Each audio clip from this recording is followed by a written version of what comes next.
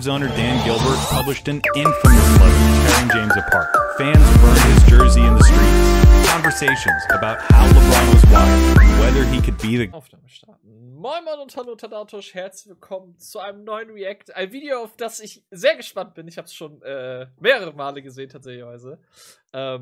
Making the Case. Letztes Mal hatten wir Will Chamberlain, warum er das Argument haben sollte, warum er der Beste aller Zeiten ist. Und diesmal gucken wir uns Lebron James an. Reden wir nicht lange drum, das Video ist echt lang. In dem Sinne, ready when you are. Drück aufs Knöpfchen. All is special. The size of the court and the lack of pads or helmets give fans the most intimate experience of a team sport that exists. And because of the different styles that basketball allows for, players develop their own distinct identities and signature styles through their creativity, flair, Fancy. and athleticism. And although no player succeeds alone, the scoring volume and two-way nature of the sport give individual stars a nearly unprecedented amount of control over the flow and outcome of a game. For this reason, players are constantly compared to their peers and to the legends of the past in order to answer the most hotly contested question in the sport. Who's the greatest to ever do it? For many, the question is redundant. They believe in only one right answer, their answer. Others might have their own personal stance, but acknowledge one or two alternatives. But I believe that there's much more nuance to the question of greatness and more answers to it than you might think.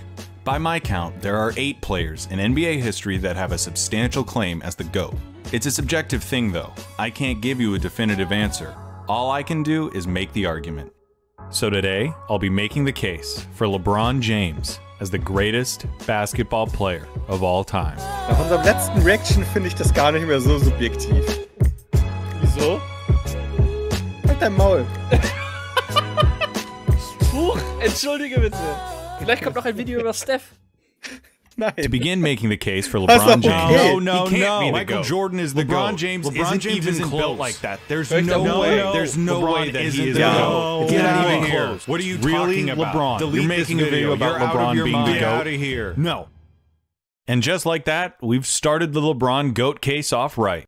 Somebody like me makes a video like this, to which a certain segment of the population reacts by getting so mad that they start to pop blood vessels. And that's a really interesting reaction to me. I've made videos about why players like Larry Bird and Tim Duncan are the GOATs. And sure, I get some, "this video is garbage because MJ is the GOAT" comments, but it's mostly been people having a lovely chat about the merits and nuances of those players' careers. I don't expect that to be the case today. But why? Why is it that LeBron, more than any other player, gets Jordan truthers so defensive? If you are one of those volatile Jordan defenders and you're racing to the comments right now, I know that there's nothing I can do to stop you. But for the rest of you, please, just humor me, even if you think Jordan's the GOAT. Hear what I have to say. We all still love basketball. We can all still be friends. When LeBron James was a freshman at St. Vincent St. Mary's High School in Akron, Ohio, he posted per-game averages of 18 points, 6 rebounds, and 3 assists. The Irish went undefeated 27-0, won the state championship, and James was named the state tournament MVP. And just like that, the final year of anonymity for LeBron James was over. In the summer between his freshman and sophomore years, James's play on the AAU circuit caught the eyes of every scout he encountered. Word began to spread far and wide about the man-child from Akron, Ohio. In his sophomore season, he saw an increase in every box score figure. His team started playing home games at the University of Akron's arena in order to seat the thousands of spectators. His team lost 1 game all year and won the state championship again. He became the first sophomore ever named to USA Today's All-USA First Team. He had officially entered the territory of Phenom. Scouts were infatuated with James for a number of reasons. He had every measurable you could want out of a 16-year-old.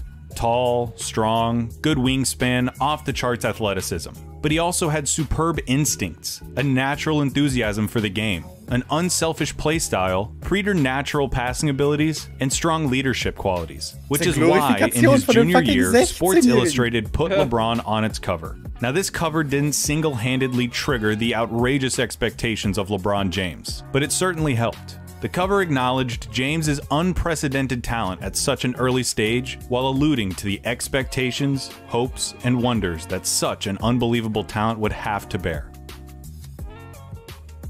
Beginning his junior year, James and the Irish would play their home games almost exclusively at the University of Akron's arena. ESPN2 began broadcasting their matchups to the country, and Time Warner Cable started selling his games on pay-per-view for $7.95 a pop to the Akron populace. The hype was substantiated by more incredible play from James, who improved from year to year. As a junior, he was named to a second All-USA first team and became the first junior to ever be named the Gatorade National Player of the Year. As a senior, he won a second National Player of the Year award and was named to an unheard-of third All-USA first team.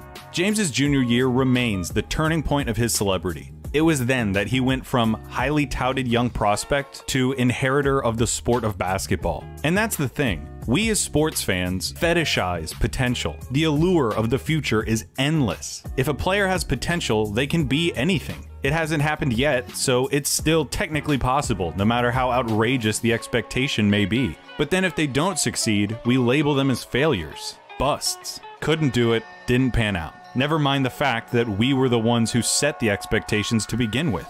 Promise is a double-edged sword, and this was promise like no other. LeBron was the first real athletic prodigy of the internet era. It was the first time that the country could whip itself up into this kind of frenzy about the next big athlete in the uber-commercialized post-Jordan NBA. These days, young prospects in every sport get enough smoke blown up their asses to host a barbecue, with top 100 recruiting lists and the videos with titles calling any prospect who hits back-to-back threes the next Steph Curry. It's too much to say that it started with LeBron, but he was undoubtedly the initial product of the hype machine we're familiar with today. He was so good at such a young age, and so many people saw him and talked about him and heard about him that the stakes were clear. LeBron James could not be a six-time NBA All-Star. He couldn't win 1 or 2 MVPs. He couldn't be the next Tracy McGrady or the next Vince Carter. He had to be the face of the league and go down in history as one of, if not the, greatest basketball players of all time. In the Sports Illustrated article, the one that called him the Chosen One, a label that he embraced by having it tattooed on his back, writer Grant Wall recognized the absurdity of asking if a 17-year-old who still couldn't buy cigarettes was really the heir to the next generation of basketball. But after seeing LeBron and talking to him, Wall concedes that it was indeed the right question. Was it ever?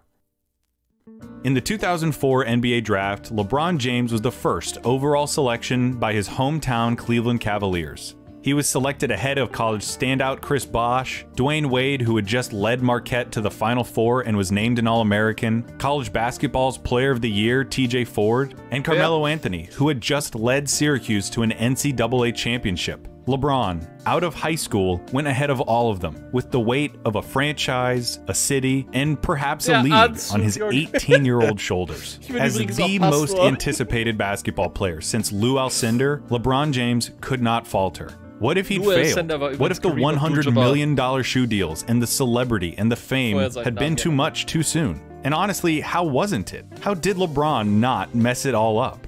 I don't know, but he didn't. And I'd be remiss if I didn't mention the incredible things that he's done since with his platform as the country's most famous athlete.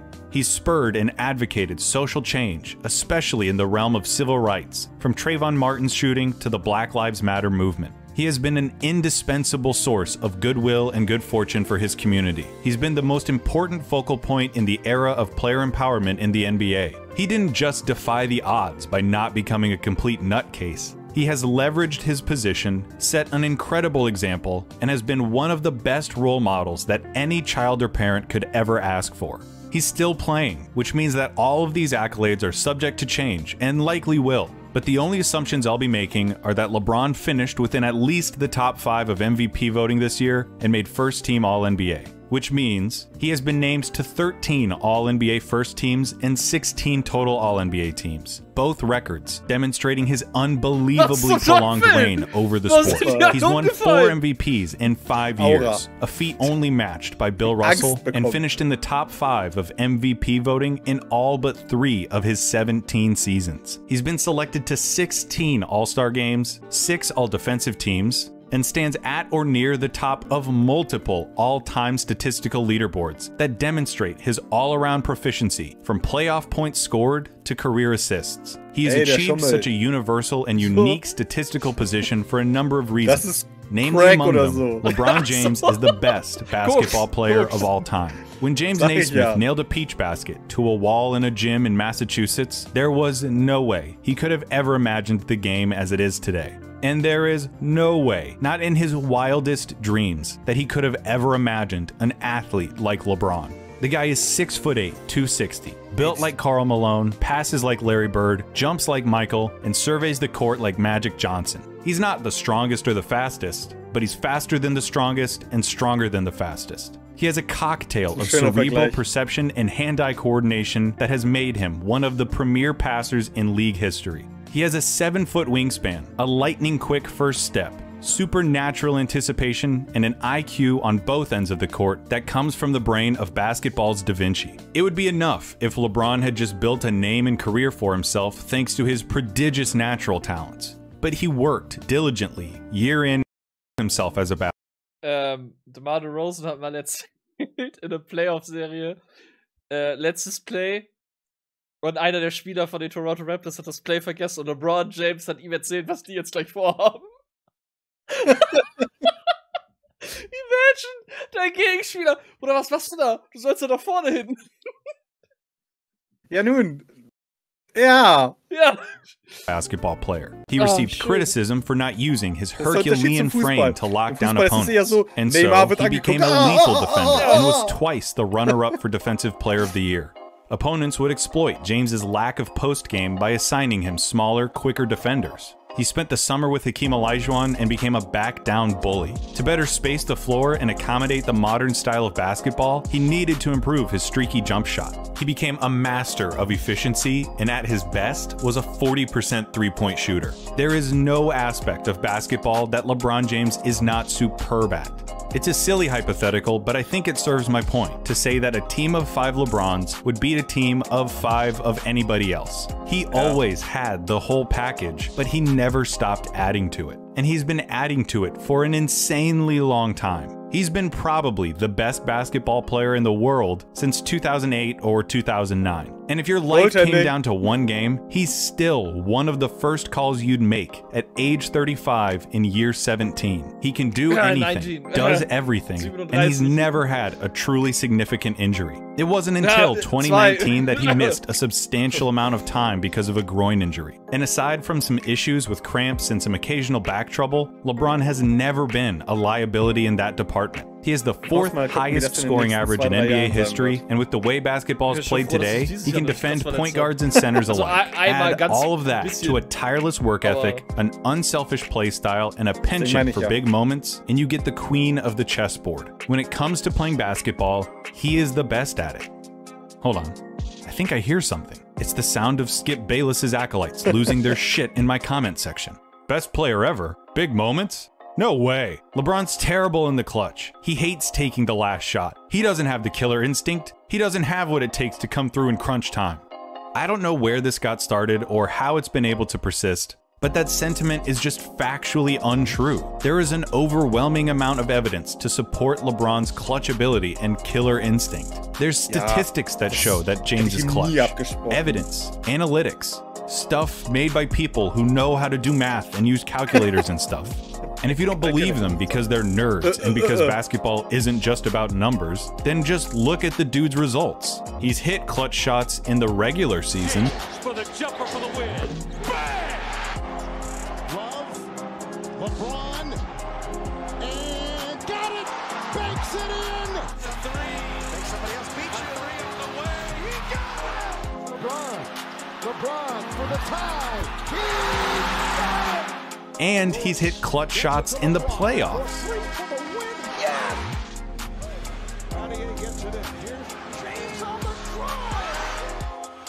James for the win. It's gone. For the win. 3 seconds to go. Throws up the floater. Ich muss sogar sagen, dass er da sehr, sehr unegoistisch ist. Er nimmt die Dinger. So, don't tell me that he can't win games or doesn't have a killer instinct. Also, das sagen sehr, sehr viele. Er nimmt nicht den letzten Wurf. Er macht es nicht wie Michael oder Kobe, der sagt, scheiß drauf, was der beste Spielzug ist, was wir jetzt machen sollten. Ich nehme den letzten Wurf, sondern er macht halt immer das, was der richtige Spielzug ist. Wenn ein anderer das dann verkackt, wird er trotzdem. Das Ding ist, das hat mal einer erklärt, wenn LeBron James wirft und er wirft daneben, blame ihm alle, er kann das nicht, er ist nicht klatsch. Er macht den Wurf nicht, sondern er passt und der andere macht ihn nicht rein, er hätte werfen sollen. Ja. Or isn't clutch, or any of that shit. So, He spent a lot of time playing in the biggest games too, in an absolutely loaded league. In the playoffs, he has faced Gilbert Arenas, Chauncey Billups, Tim Duncan, Tony Parker, Manu Ginobili, Kawhi Leonard, James Harden, Russell Westbrook, Kevin Durant, Ray Allen, Paul Pierce, Kevin Garnett, Dirk Nowitzki, Dwight Howard, Derrick Rose, Al Horford and Paul Millsap, Steph Curry, Klay Thompson, Draymond Green, DeMar DeRozan and Kyle Lowry, Paul George, Victor Oladipo, Damian Lillard, and so on.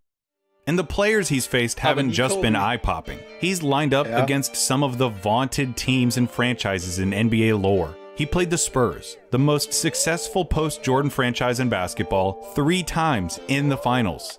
And then he faces the Warriors in 4 straight finals. Meanwhile, LeBron's teams always seem to be overachievers. In his first 7 seasons in Cleveland, his best teammate by a mile was Mo Williams.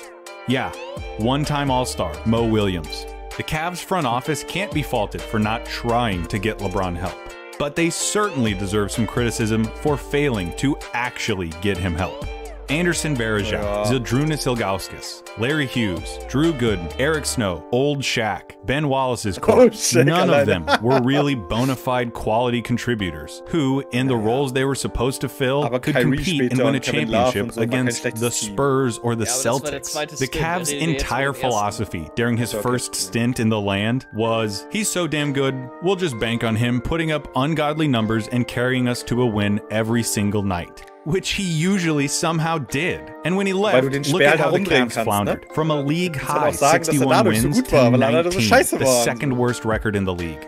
Nothing exemplified the plight of LeBron more than Game 5 of the 2007 Eastern Conference Finals. With the series tied at 2 games apiece, LeBron and the Cavs were trying to pull off an upset against the former champion Detroit Pistons nucleus on their home court. With around 3 minutes remaining in the 4th quarter and the Cavs down 7, LeBron got fouled on a drive, and so began one of the most impressive stretches of basketball ever played in any series by any player. To say that James, at age 22, proceeded to take over the game feels like an undersell. He scored 29 of the Cavs' final 30 points, including 25 in a row.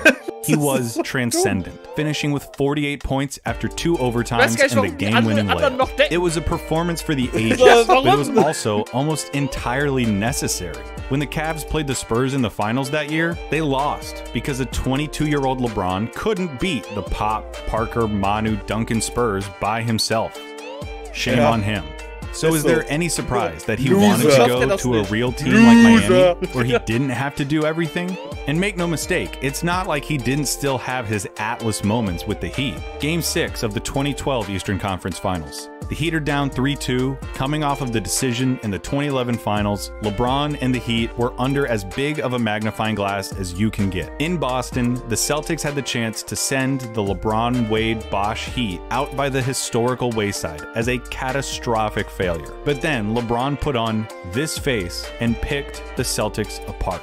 He had 30 points in the first half. In classic LeBron fashion, he was everywhere doing everything. He sucked the oxygen out of the arena and never gave it back, coming through with an all-time performance in maybe the most important game of his career. 2013 Finals, Games 6 and 7, leading the 4th quarter charge in Game 6, hitting a crucial 3 with 20 seconds left to set up Ray Allen's legendary shot.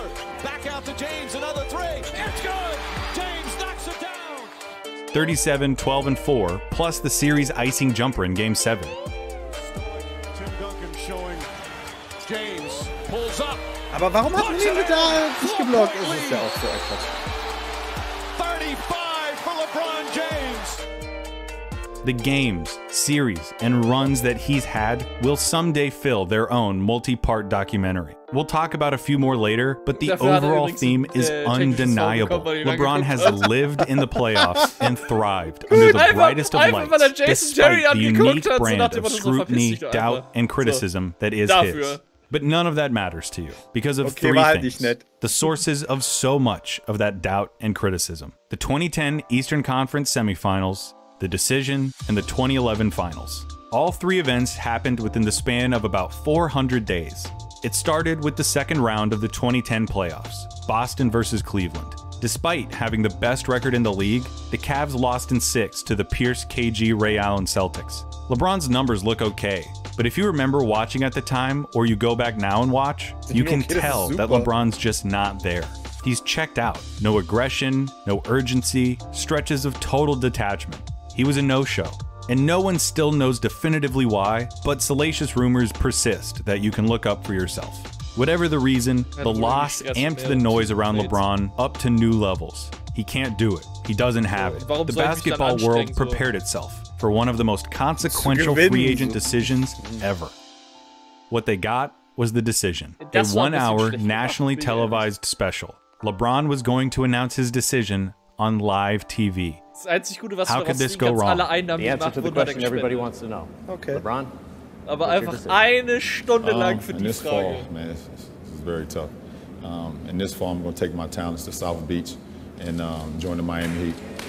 The best basketball player in the world dumped his hometown team, the most tortured sports city in America, live on television to join a super team with Dwayne Wade and Chris Bosh. He had quit on Cleveland in the playoffs and followed it up with the mother of all backstabs. The decision remains perhaps the single meanest thing an athlete has ever done to their franchise. It was mindless, shallow, insulting, and egotistical in a profound way. LeBron quickly went from one of the most popular and celebrated athletes in the country to its most hated. Cavs owner Dan Gilbert published an infamous letter tearing James apart. Fans burned his jersey in the streets. Conversations about how LeBron was wired and whether he could be the guy flooded the airwaves. But the funny thing was, I don't think anyone really faulted him for wanting out of Cleveland. It was clear that he didn't get the help that a superstar needs in order to capitalize on their talents. The criticism was first and foremost with the execution, doing it in a self-aggrandizing live TV special. The criticism quickly turned into nonsensical, inane cliches and false narratives. The same LeBron that was getting praised for his ability to cultivate camaraderie and success on abhorrent teams was now being criticized for not making his teammates fear him.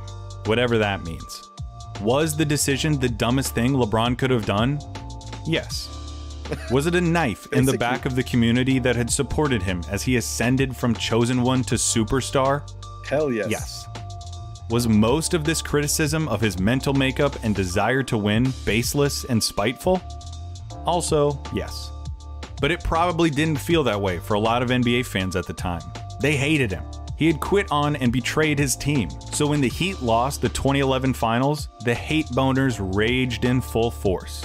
And the Heat didn't just lose because the Mavs were better. They lost because LeBron choked. His scoring average plummeted to 17 points a game, down from 26 during the regular season. And of those 17 points a game, only 3 came during the fourth quarter, which is especially damning considering how tight the series was. James turned himself into public enemy number 1, promised a jewelry box's worth of rings, and when the world was watching, completely flopped. There are no excuses. I can't tell you actually LeBron played really well, or that his team let him down. He sucked, he let them down, and they lost. It's a fact. Should it define him forever? No. Because if we take a trip into yesteryear, we can look at a young point guard on the Los Angeles Lakers in the 1984 finals by the name of Earvin Magic Johnson. The series was the first championship meeting between Larry Bird and Magic since their record-breaking collegiate showdown. The two were now the faces of a surging NBA, revitalized thanks to their mastery and rivalry. What did Magic do? He choked. Pretty hard. In Game 2, he dribbled out the final 11 seconds in regulation of a tied game without putting up a shot. The Lakers lost in overtime. In Game 4, Magic had his pass picked off with 4 seconds left in regulation of a tied game. Then in overtime, missed both free throws with 35 seconds left, with the score tied again. The Lakers lost. In Game 7, Magic turned the ball over twice in the final 90 seconds of a tightly contested game. The Lakers lost. Basketball writers were ruthless and cutting. The fact was, he didn't have what it took to come through in the big moments, despite previous evidence to the contrary. And that's not how we remember Magic Johnson. We remember him as a player who came through in big games, had big performances, and who you wanted to have the ball when the game got close. Could it be because he led the Lakers to 3 championships after his '84 meltdown? So why is it that some people's opinions on LeBron James haven't changed in the last 9 years? How were 3 championships and 7 more consecutive finals not some sort of redemption? Because of this right here, the Magic Bullet, 3-6 in finals series. Not that he's won 3 championships, or that he's made 9 finals, or that he spent almost the entire decade of the 2010s playing June basketball. It's that he's made it 9 times and lost 6 times. Would it be better if he were 3-0 or 3-3? It is not a meaningful or insightful conversation in any capacity to boil down a player's entire career, his contributions, strengths, weaknesses, and subtleties, to just his record in the NBA Finals. How is it that making it to the finals and losing is worse than not making it at all? If you take the time to actually look at how he ended up in those series and what he actually did in them, I have no idea how you could misconstrue his finals performances as a hindrance to his case. We talked about 07, 11, 12, and 13. Of those 4, the first was a loss to a team with an actual roster and head coach. The second was a loss that can be pinned entirely on James. And the last 2 were victories. In 2014, the Spurs played absolutely divine basketball. You cannot play the game better. LeBron and Chris Bosh were the only players on the roster who showed up. Nobody else, either because of age or mileage, could handle the physical toll of a 4th straight finals. LeBron led the Heat in every stat but blocks. He averaged 28, 7, and 4 while shooting 57, 51, 79 splits. As Mike Tyson said to Sports Illustrated, the Spurs won because they deserved to, not because of what LeBron didn't do. You're out of your mind if you think that the 2015 finals is a black mark on LeBron's legacy. The Cavs lost Kevin Love in the first round and Kyrie Irving in Game 1 of the finals against the Warriors. But LeBron was so supremely impressive that Cleveland actually had a prayer of winning the series, which garnered him finals MVP votes despite being on the losing team. His averages were unreal, and Andre Iguodala won the award specifically because he kept LeBron from doing more damage. In 2017, after a super weird regular season, the Cavs flipped the switch and cruised to the finals against the new-look Warriors with Kevin Durant. LeBron became the first player to average a triple-double in the finals, but the Cavs lost in 5, keeping the Warriors from sweeping their way through the entire playoffs. Kyrie's the boss! In 2018, without Kyrie, LeBron had a run that was eerily similar to his 2007 streak. Game winners, crazy numbers, Game 7s, the whole thing.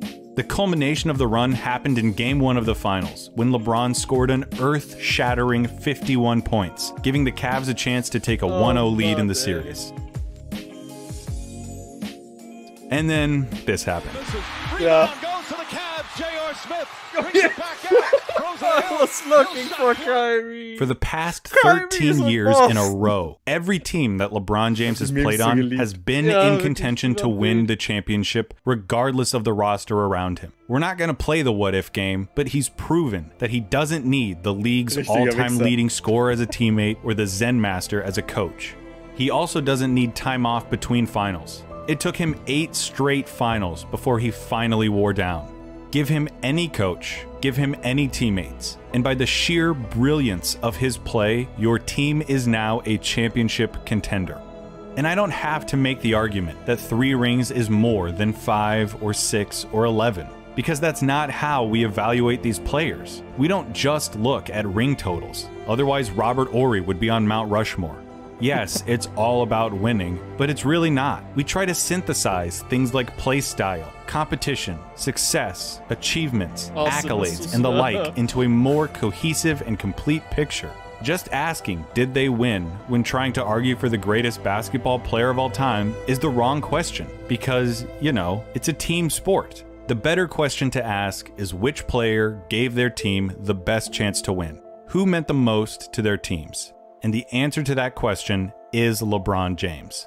Is there any better example of this than the 2016 finals? What other player in that situation would have been able to do what LeBron did? He didn't try to will his team to victory by just jacking up shots. He picked his spots perfectly, got his teammates involved, and inspired a belief that they could win despite the odds. The series is the perfect testimony to the value of LeBron James. They were facing the 73-9 Warriors, the best record in NBA history. Single-digit losses in an 82-game season. Cap it off with a title, and they instantly have a claim as the best basketball team ever. And after the first 4 games of the series, they have a 3-1 lead. No team in that position had ever lost. That lead in that series has proven throughout history to be insurmountable. Game 5 in Oakland. Kyrie shoots 70% from the floor to rack up 41 points. LeBron matches him with 41 of his own, plus 16 rebounds and 7 assists. Tristan Thompson is the only other Cavalier in double digits. Game 6 in Cleveland. LeBron spearheads a blowout with another 41-point performance, with 8 rebounds and 11 assists to go along with it. The momentum of the series has palpably shifted. Game 7 had legacy bursting at its seams. Something historic was going to happen, no matter how the game ended. Either the Warriors were about to cap off the most successful basketball season ever, or the Cavs were going to do the unthinkable. A 3-1 comeback, their first franchise title, Cleveland's first championship in 52 years. All made possible by LeBron James. The Cleveland win in Game 7 represented the single most significant feat that any player has ever achieved. The most anticipated high school basketball player in a lifetime, who became the chosen one 45 minutes away from the team that would draft him, who took that team to brand new heights, who broke that city's heart in an astonishing way, came back to try to make things right, and was now 1 game away from fulfilling his promise in an unprecedented comeback against a record-breaking opponent. Den hätte auch Iguodala einfach danken müssen. Yeah. He isn't Michael Jordan. Don't expect him to be. He's not Magic Johnson either. He's not Larry Bird or Bill Russell or Wilt Chamberlain. He's LeBron James, the most valuable basketball player ever. The most complete basketball player who's ever lived. The greatest basketball player of all time. Weiß ich, ob ich die Trophäe küssen würde. So! Die Musik dazu. Holy shit. Da krieg ich ja Pipi, guck mal. Brille ist beschlagen. Oha! In dem Sinne, haut rein, bis zum nächsten Mal. Lasst es euch gut gehen. Ciao, ciao. Ciao.